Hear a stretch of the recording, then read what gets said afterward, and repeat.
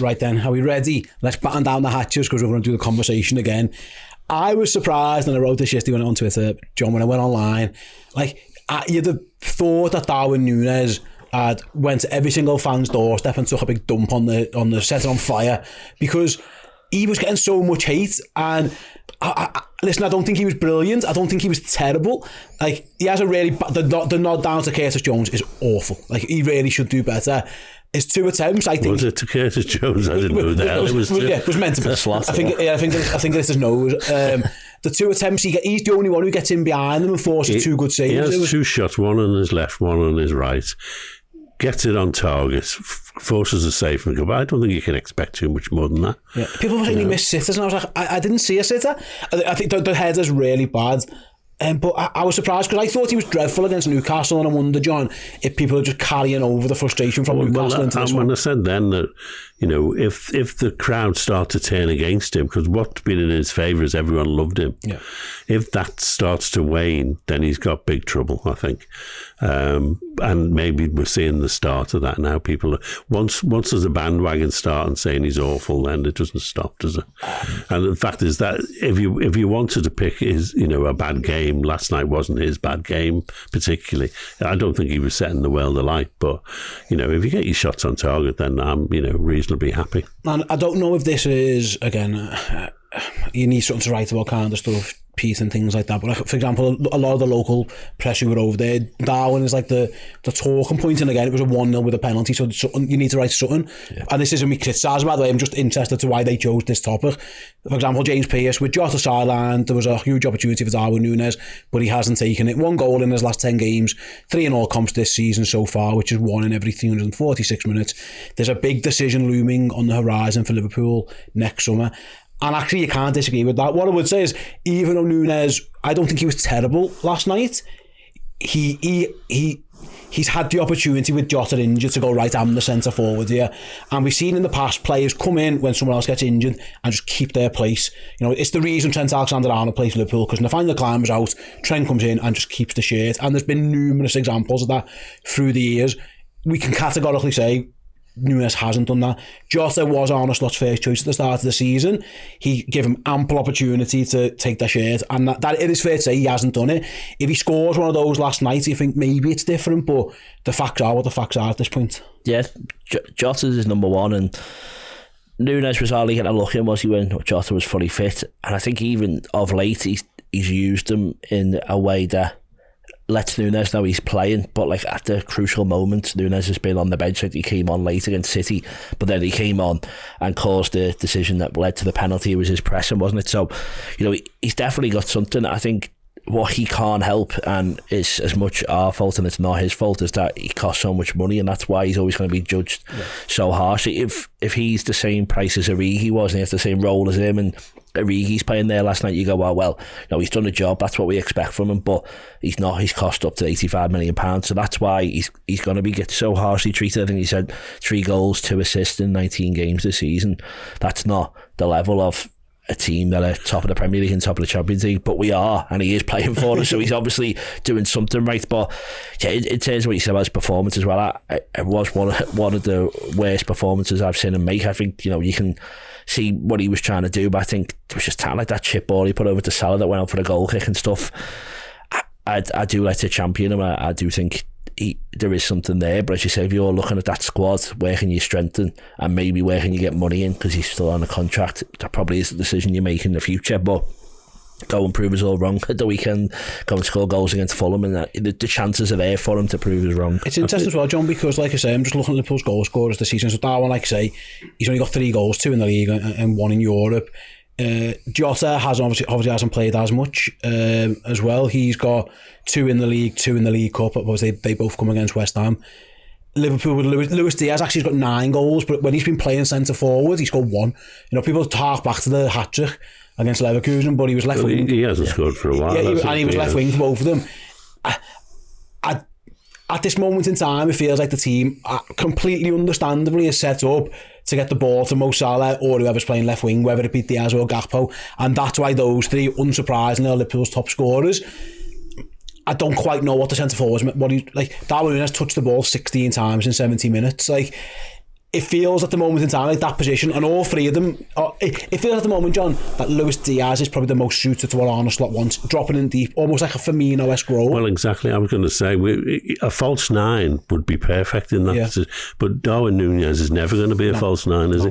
It just doesn't work for him that way. He might be a false nine in that he never scores. just a false, I don't know.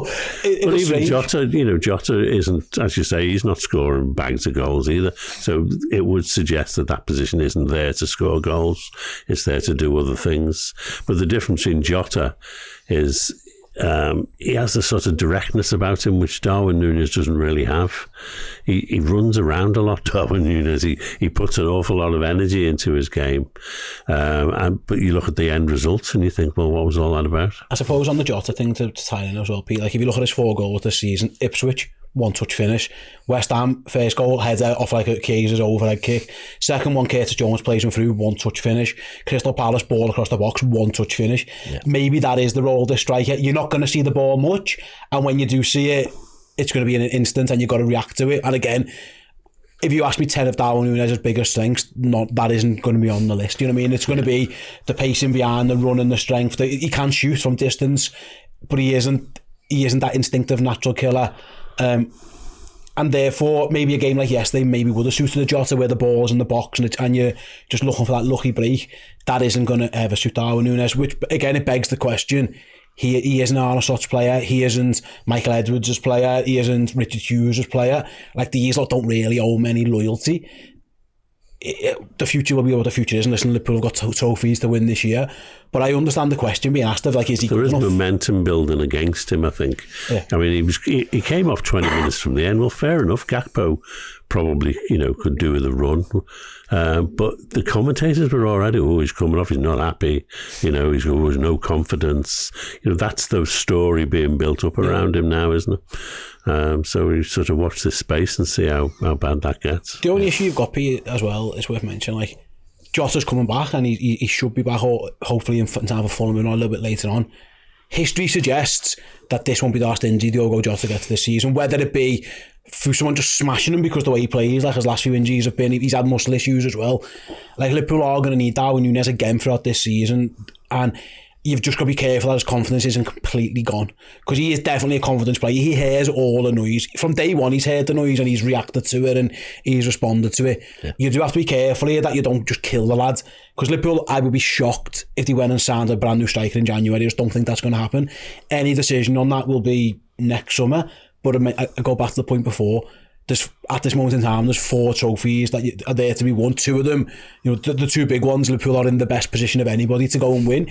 You do have to be careful that you don't just absolutely shoot his confidence to bits, because there'll be a month when he has to play every game because Jota isn't here again. Yeah, but we've got 6 strikers and Nunez wasn't playing much when they were all available. As soon as Kayser and Jota are out for weeks upon weeks, we need Nunez. And as you say, you can't just put that player in the reserve and expect him to turn up. He is a confidence player, and we saw from pre-season a lot of the goals that we were scoring were put it across the box, tap it in, as you say. And Jota never seems to play better than when he is injured and when he's not there, because people talk about Jota would have finished that, Jota would have finished that. That Palace game, he missed 2 absolute sitters in the same game that he scored. So, I think there is space there for a natural goal scorer. There's space there for, I think, Haaland touches the ball 16 times for City like the last couple of seasons. He puts away a couple of them. Obviously, that's never going to happen. We don't need a player that does nothing but puts the ball in the back of the net. Maybe that's what we're after. But then also, as you say, you want someone who comes in deep, can help bring the play together. Is that what Nunez is? No. Is that what he was bought for? No. Is that his fault? No. Is it Slot's fault? No. So it's just working with what he's got, and he hardly made any moves in the transfer window last summer. So it makes sense if you look at that squad, where do you try and put his type of player in, and maybe that is in the number 9 position. He doesn't do himself no favours, I suppose, John, as well, because the 2 chances that he's meant to score, a Darwin Nunez goal should be one of those first 2. And like I say, I don't think he does much wrong, and I think the goalie makes a decent save on the second one with his boot. But the noise continues to grow. That is the goal. Your job is to run in behind and score. That's what he's best at. If he doesn't do it and he has 2 opportunities, that's why he's going to get criticised as well. Yeah, I mean, you're never lucky so often that you have 2 really good goal scorers at the same time. Thank you stars if you do. So we've got Mo Salah. So we don't really necessarily need someone else scoring 30 goals a season, but you do want them to score some goals, and he's not scoring any. That's the problem at the moment. They're just not. I mean, was his last one the left-footed one into the real beautiful goal into the bottom corner? I can't remember who that was against. So he scored 3 goals this year. It was Aston Villa when the goalie's out, and it was a good goal. Yeah. Like, he does really well. Salah's been fouled and he goes around and makes it from a tight angle.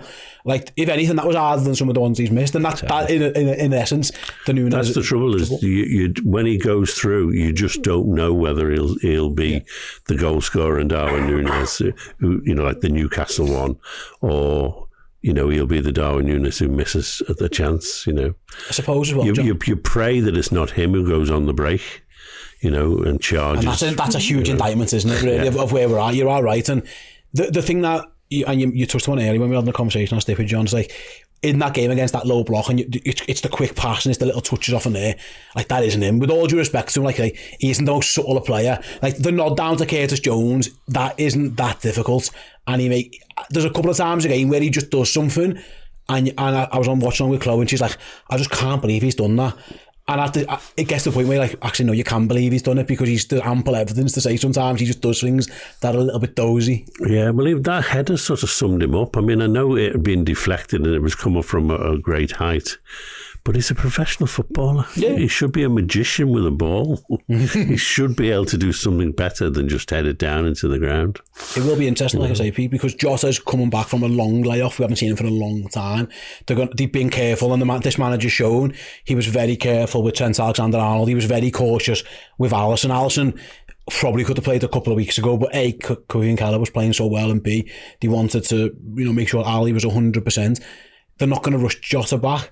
What Núñez has got to be careful of now is that it's him who's the other one, because at this moment in time there's an argument to say actually it's Diaz.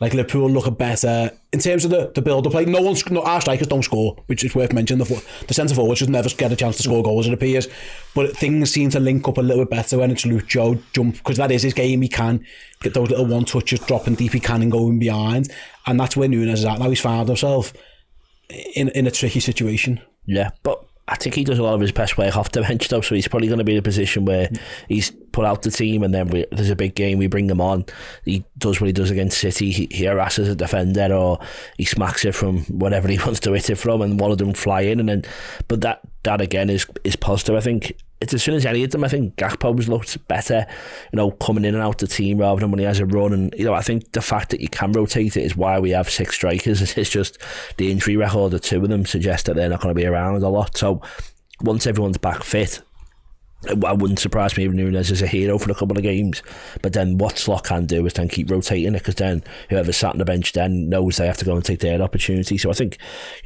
our injuries are, maybe they have been more recently, but they're not getting discussed that widely, and I think that having the lack of attacking options just to rotate it, I think has definitely hurt us. And to go back to it, John, like I said at the start of this little segment here, and maybe we've just been partly to blame because we've just done a little bit on this as well, it's worth mentioning that, but like, it feels like yesterday wasn't his worst game, but it's almost like your patience has run out. It's like your kids who is constantly just messing up, and they smash windows, and then they've been egging the neighbour's house, and they've done everything, and then they come home and they spill the drink, and you're like, that's it. That is the straw that just broke the camel's back. It feels like that's where everyone's at with Darwin after this one. It's like, yeah, it wasn't the worst in the world, but we're kind of we've had enough. It feels like there's a lot of that going on. How many people do you know who said, "Oh, he's going to come good"? It'll happen for him. It's just a question of time or whatever. And it isn't getting any better, is it? He just is what he is. Yeah, he's a very inconsistent player. We have to realise that what we see every week is what he is. He's not this superstar waiting to break out once his confidence arrives. It's not. He's just what he is. He's an inconsistent player. I think he's a good rotational option at best, Pete, but you pay £85 million, you want better than a goal every 3 appearances. Again, it all completely makes sense. I get it. It's just like I say, I found it odd that it was yesterday. If this conversation happened after Newcastle, I'd have been okay, I get it. I thought he was dreadful against Newcastle. I thought yesterday he kicked the ball, which again maybe that's his fault, and then when he does all right again. I do say again, the header was horrendous. But it just, do you think it is that? Do you think that was just like the one where everyone's gone, you know what, mate, I've had enough of this? Like, that's me. Yeah, but it's obviously it's in the context of what happens around it, and you know he is very much a confidence player, and when he's low on confidence, you can tell he's low on confidence, which is not what you want to know, not what you want to see or whatever. So, yeah, I think you look at his face, you look at his performance, you look at what's come before, and you see pictures of Jota in training, and even Chiesa scoring for the under-21s, and what Diaz did through the middle, Gakpo coming on, and you start thinking, maybe it's better when other people play. Maybe if we won 4-0, people wouldn't even be interested in it. Yeah. You just forget about it. But the fact that we struggled to score a goal, we needed the penalty to win the game, then you focus on your forwards and say, why aren't you sticking it in the net? He gets the blame. Yeah, absolutely. That's the Darwin conversation done for I'm sure there's plenty more to come. We see next week for another episode, another instalment. He's probably scored the world against Fulham, and we're all like, what's going on here? But that's we'll be a part of Nunez one for there. Now I'd love to know all your guys' thoughts on it as well.